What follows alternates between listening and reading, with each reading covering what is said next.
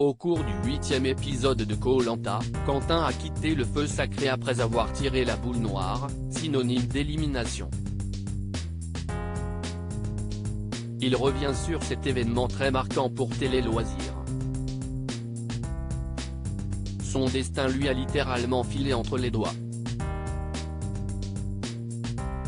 Dans le 8e épisode de Koh-Lanta, le feu sacré, Quentin a fait les frais du tirage au sort de la boule noire après avoir brillamment rempli son rôle d'ambassadeur face à Grace. Les négociations entamées entre les deux candidats n'ont mené à rien, aucun d'entre eux ne souhaitant désigner l'un de leurs camarades pour le mener à l'élimination. Le charpentier de 26 ans voit donc son aventure s'arrêter à cause d'un simple jeu de hasard. J'étais convaincu de pouvoir tirer la boule blanche, confie-t-il dans une interview accordée à Télé Loisirs.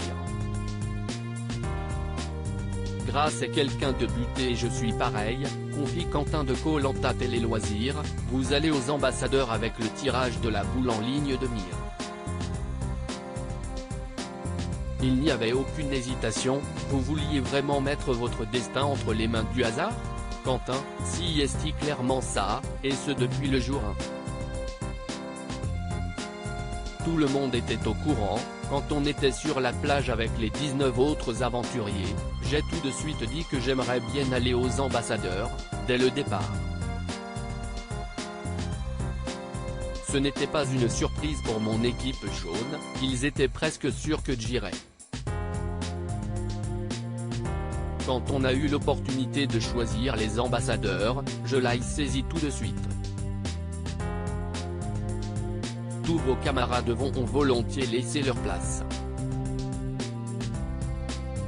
Sans rancune ? Si est marrant parce qu'on voyait sur leur visage que personne n'avait vraiment envie d'y aller, rire. Quand j'ai dit que j'irais à 100%, on a commencé à me dire qu'il pourrait y aller mais sans aller jusqu'à la boule.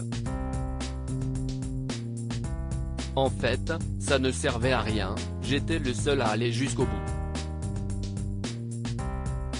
Mais je ne l'ai pas mal pris du tout. Dans quel état d'esprit étiez-vous lorsque vous avez vu que Grace était votre adversaire ? Je me suis tout de suite dit que c'était mort et qu'on irait aux boules. C'était sûr qu'on allait discuter et qu'on pisserait dans un violon. J'avais eu l'occasion de discuter avec elle quand on était chez les jaunes. On voyait qu'elle pensait la même chose que moi à ce sujet. Si est quelqu'un de buté comme je suis pareil, c'était sûr qu'on irait à la boule. J'ai vu son visage et j'ai su que ça se finirait comme ça. Si est un épisode dont je me souviendrai toute ma vie, affirme Quentin de Koh-Lanta. Avez-vous envisagé, à un moment, de mettre le nom de l'un de vos coéquipiers rouges ? Ça ne m'a pas traversé l'esprit une seconde. Si je n'arrivais pas à faire flancher l'adversaire, c'était sûr à 100% que j'irais à la boule. Il y aurait pu y avoir n'importe qui dans mon équipe, même mon pire ennemi, je n'aurais pas mis son nom. Et finalement, vous tirez la boule noire. Comment vivez-vous ce moment ? Je viens de poster une photo sur Instagram, et je vois que je souris alors que j'ai la boule noire dans les mains.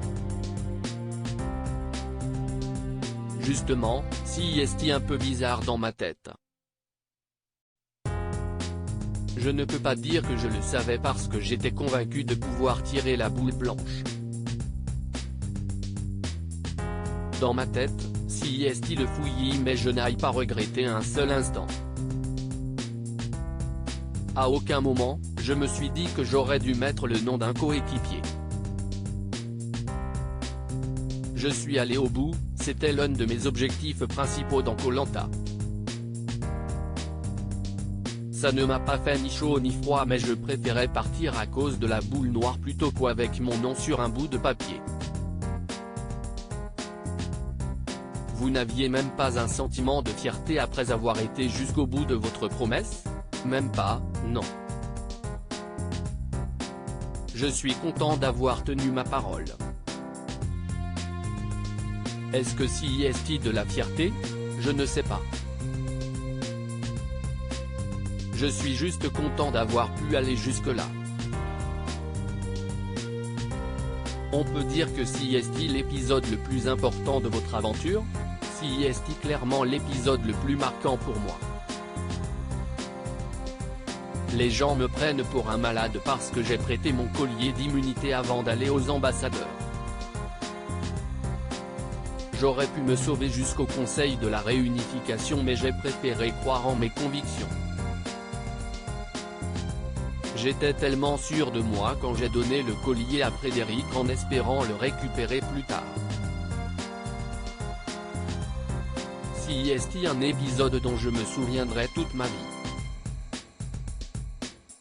Je suis content parce que ça reste de bons souvenirs et si c'était à refaire, je referais exactement la même chose. À lire aussi du jamais vu dans l'histoire de Koh Lanta, nos 4 hypothèses sur le coup de théâtre annoncé par Denis Brognard.